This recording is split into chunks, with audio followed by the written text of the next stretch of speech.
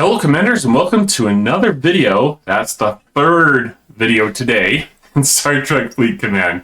With all this excitement, there's a number of videos I wanted to get out for the new arc and the testing and everything that's going on.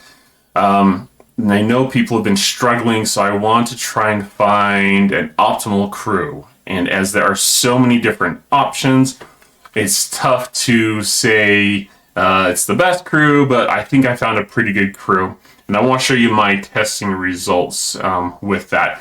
And keep in mind that I'm going to do my best here to make sure it's zoomed in so you can see it. But I will be putting the test results in my Discord. If you're not a member, feel free to join down below, but you'll be able to go there and look at those results on the Discord as well.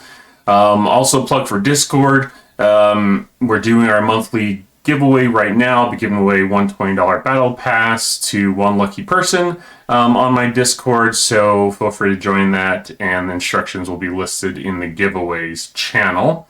Also, remember to subscribe and sorry, I can't talk today. That's what happens when you are just talking with so many videos, I guess. Subscribe and hit that bell notification so you can be kept aware of future content. Okay, so first thing we need to know is that these hostiles, you need to take them out fast. As I talked about in my last video, they have two abilities that you need to be aware of. One is when they hit you, it completely bypasses your shields. So that 80-20 split isn't going to work. You've got to worry about reducing the incoming damage and having max mitigation as much as possible. And then what I did was I tested on the hostiles, and I should have sped this up, but let me repair real quick. And I'll show you the below deck so you can be aware, because their second ability basically reduces your criticals to 0 unless you have the specific favor to help with that. So here's the crew that I have. I took Hugh off below decks because he's going to increase criticals. At any time you shoot a critical shot, it does 0 damage unless you have the favor. So it's going to be important to eventually max those, like I talked about in my favors video. So I've got the Doctor below decks to increase loot drops. I've got Tom Paris below decks for mitigation, and I've got Tendi for whole health and Mare for a little bit extra damage. And then the only crew I basically changed was the top crew here. And then I went and I hit level 40 battleships. Every ship I hit in the testing was battleships. And I just tried to change this top crew. And I think I changed the bottom crew once when I was just showing that Janeway was not necessarily a viable option, because I wanted to have the Doctor up here for mitigation purposes, and I'm putting, I think, just a health officer below deck. So try to keep as consistent as possible. Your results might slightly vary because of research and what have you, but I wanted to hit a hostile that most people are probably trying to hit, and to give my test results for that. So that's the crew. This is my ship. It's a tier 8, a rare ship. I wanted to use this partially as well because all the 46 rare ships, they're called a little bit different, but they have an extra loot drop. So that was kind of important to try and keep it more standard with the level of players that are probably hitting these. So let's hop over to Spots Club, and I will talk to you about my results there.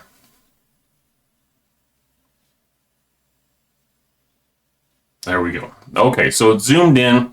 I started off with a loot crew. So we have Enterprise E, Picard, Data, and 5 of 11. Picard for his loot, increased loot drops, and both Data and Picard for the isolytic damage, and then 511 to increase loot drops. So we'll just look at a couple of quick things here. The kills per hull are obviously important. It's not the best, but it's one of the better crews. And then when we look at the actual loot per hostile, it actually is very comparable. So That was a crew I used. The second crew was, I was thinking, okay, let's try and just increase our damage as much as possible. And so the benefit of doing Picard, Beverly, and Data, trying to enhance Data's isolytic damage, it was pretty effective. Definitely better than some of these others, but not the most loot that you could get, because you're not... I think that is because you're just not getting as much loot with 5 of 11. This other crew I tried was Sharvanik, Mud, what's his name? Mud and Harrison. And this is because, you know, I was trying to think of a way to do it, because when I noticed in the battle report that I was only taking one, or only going like one round. And so where Harrison skips the hostile shields a certain percentage in the first round, maybe if my Harrison was higher, it would have been better.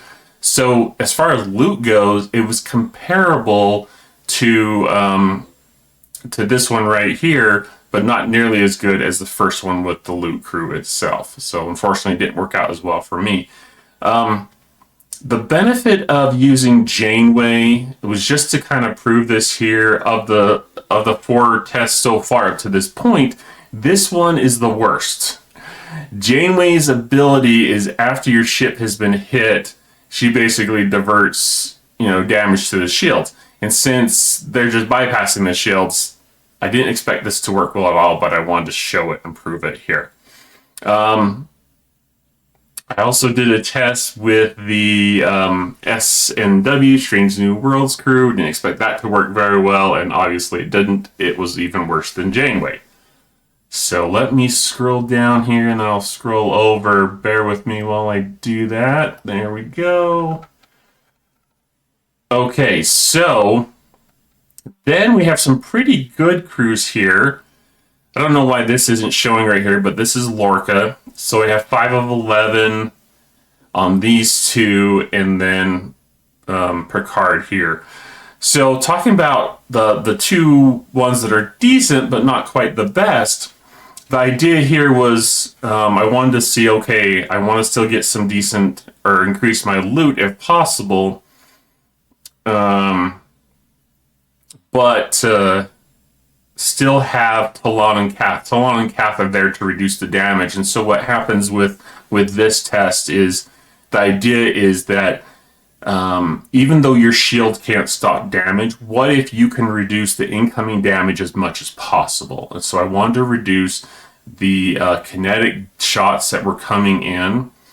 And so since there's only one Chen in my mind, I thought, okay, I'll just try and stop the kinetics as much as possible.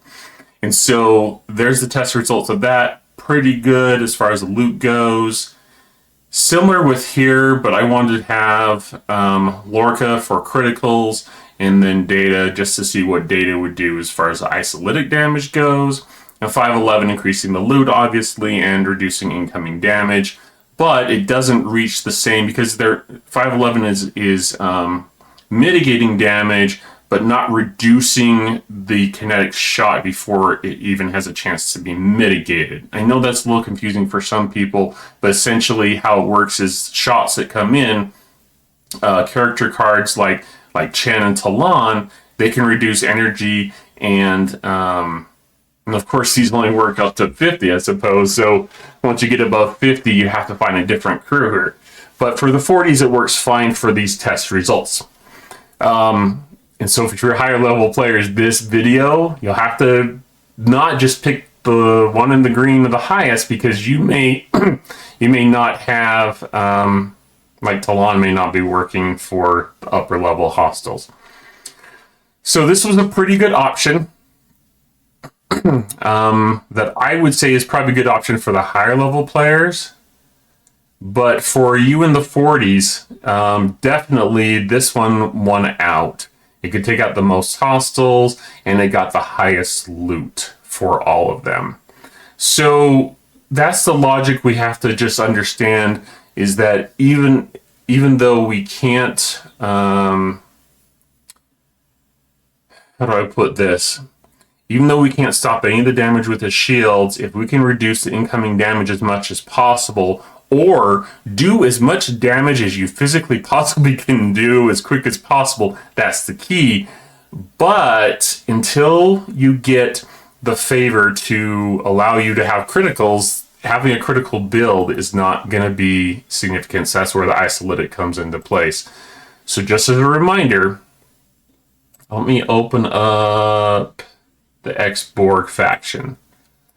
So the couple of things you're going to want to focus on initially is you're going to want the prime beam delay, so that their second ability for these hostiles doesn't just wipe you out in round one. It will delay their go home cannon, as we call it.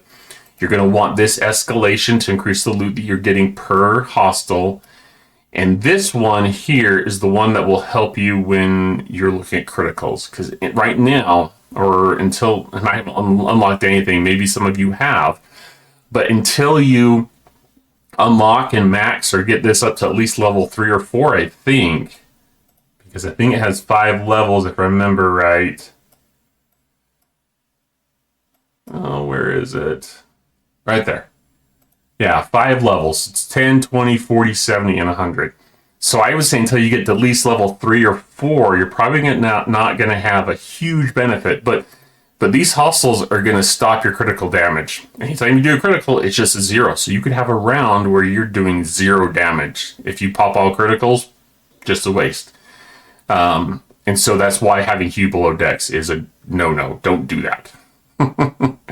So those 3 are really important. And then we've got these emergency protocols? Yeah, for Explorer, Battleship, and Interceptors that can heal your ship once you drop beneath this 35% hull health level. So anyways, that's the quick video for today. Hopefully it's helpful. Hopefully it can help you find what crews are going to be the most helpful to you as you're trying to take down these hostiles. I'm still hoping they're going to come out and adjust the cost of the chest. For me, level 54, it's 60,000 for a single chest pull, which means it's going to be paying the butt to get the reputation and the credits needed to unlock some of these favors and to make this game a little bit easier as far as grinding for some of those things for turn-ins and whatnot. So anyways, hopefully this is helpful. And once again, this is just as of today. They may make changes and may make this a little bit easier, but hopefully don't make it too easy, because then it's not any fun either. So there's got to be a balance. But I would welcome your thoughts, and if you have any thoughts on crews that you've tried that work better, I would gladly be willing to look at that and help share that out with the community. We can post that on Discord as well, but just trying to find the best crews to help you all in this difficult time as we're struggling with this new mechanic. Anyways, thank you so much. Have a good day.